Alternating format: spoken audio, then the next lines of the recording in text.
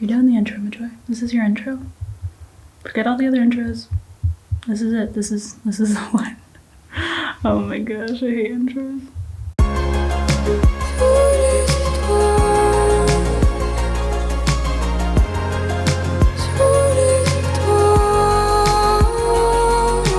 So, hello and welcome back to my channel. So this week I wanted to do an all meals week. So I usually try and do like vlogs, and it will include a recipe as well as just part of my day.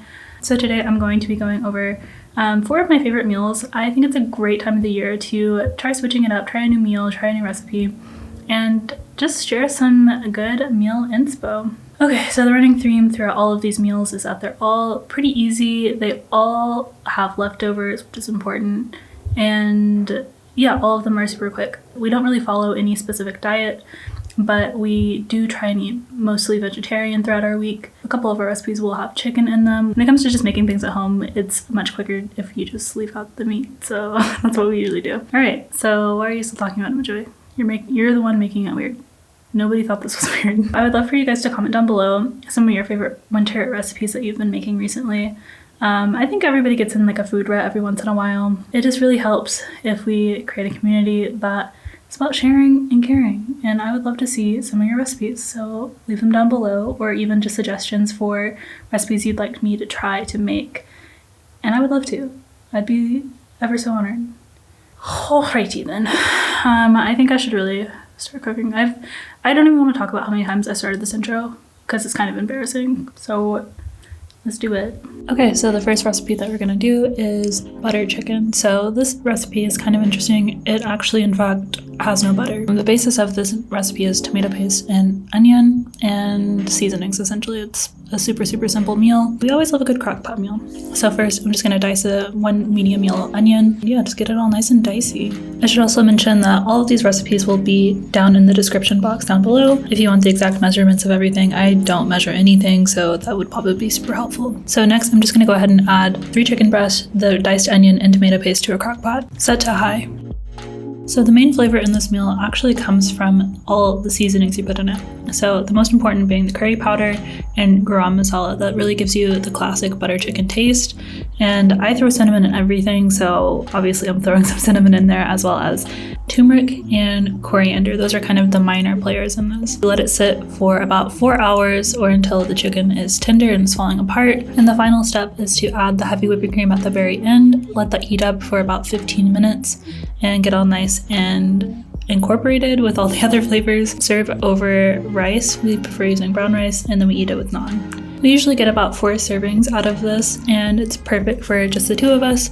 We absolutely love this dish. And again, you can never go wrong with a crock pot meal. Okay, so next meal. These are the roasted veggie bowls. We absolutely love making these as meal prep meals. They are super flexible. You can really add whatever flavors you want to them each time and make them taste super different, which we absolutely love. It really just allows you to use up the ingredients that you already have, or ingredients that you know that you love using in your meals. So you can change out the dressings, you can change out the greens, you could really change out or add just about anything to this and it would still taste really good. So first I start by peeling and cubing 4 large sweet potatoes and then adding those to a baking tray.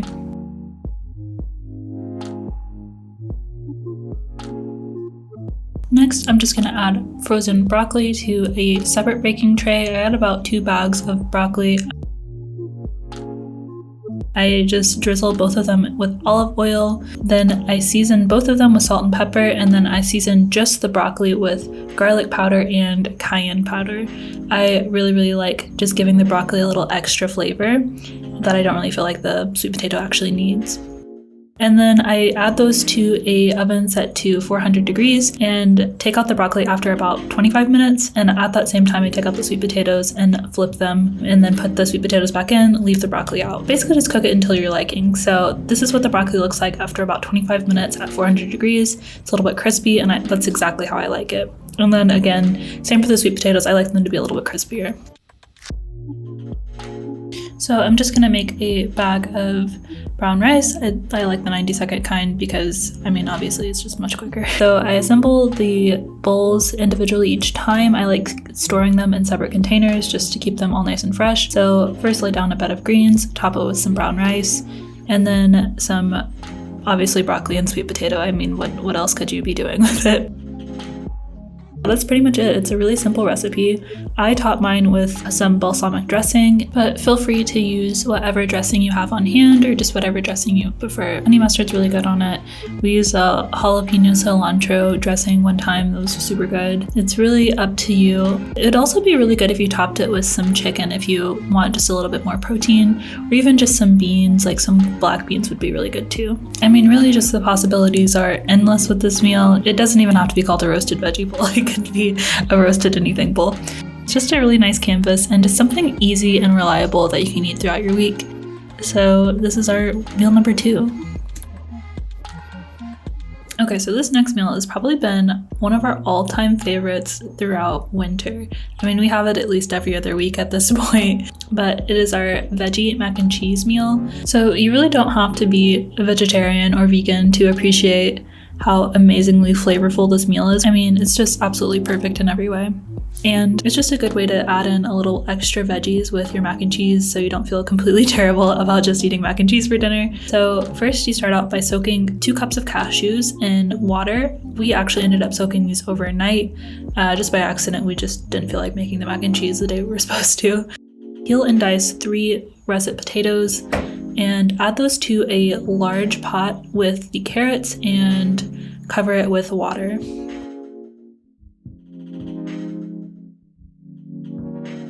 Next, I'm just gonna dice 1 medium yellow onion. Does anybody else take out the centers of the onion? I don't know if you're even supposed to, but I take it out every time and I always question myself. Anyway, comment down below if you take out the center. So dice the onion and add it to the same pot and just allow it to boil until the potatoes and carrots are tender. Next, add that all to a blender. So you will likely have to end up doing this in a couple of steps. This recipe is actually a triple batch, so I make 3 8x8 size casserole dishes of mac and cheese with this amount of sauce. It's really great and stored in the fridge, and it actually tastes even better the second and the third time, if I'm being completely honest. Don't be scared to blend a little and then take out a little and then blend some more. One thing you do want to make sure that you do in this step is add your seasonings in. So I'm just adding in my usual suspects: cinnamon as always, salt, pepper, cayenne, and garlic powder. After I added the seasonings, I took out a little of the sauce and poured it back into the original pot. And now I'm blending in the cashews. You really just want to get it to a smooth consistency.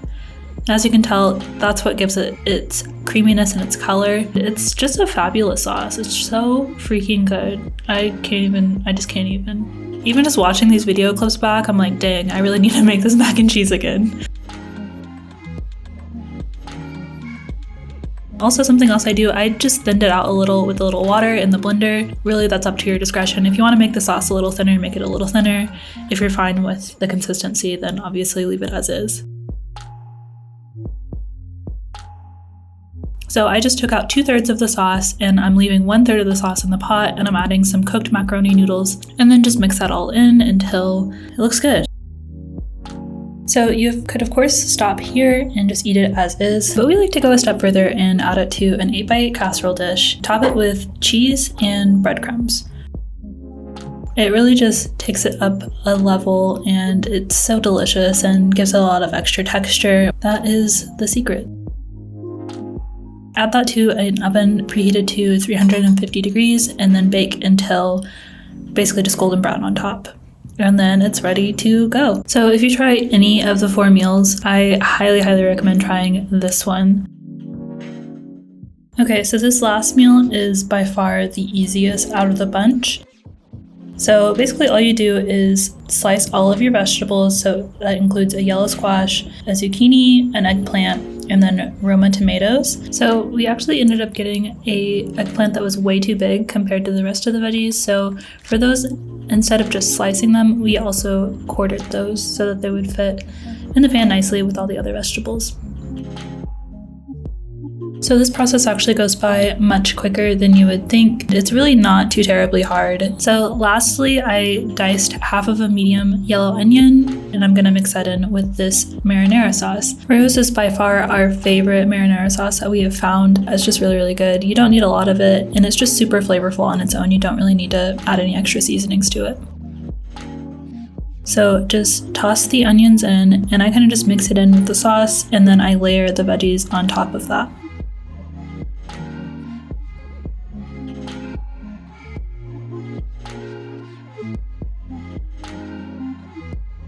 So there really is no specific method to layering these in there, just kind of get in the veggies that you want. I try and do a pattern with it, but I mean, it really doesn't matter. You do you. I go around for a second pass and add in more vegetables, just filling it in as much as possible. When you do start serving it, it kind of is much less than you would think. So yeah, just make sure you stuff in as many veggies as you can.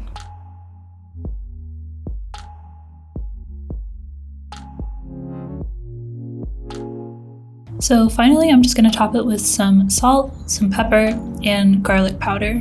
I'm gonna bake that in a 350-degree oven for about 30 minutes or until it's browned on top.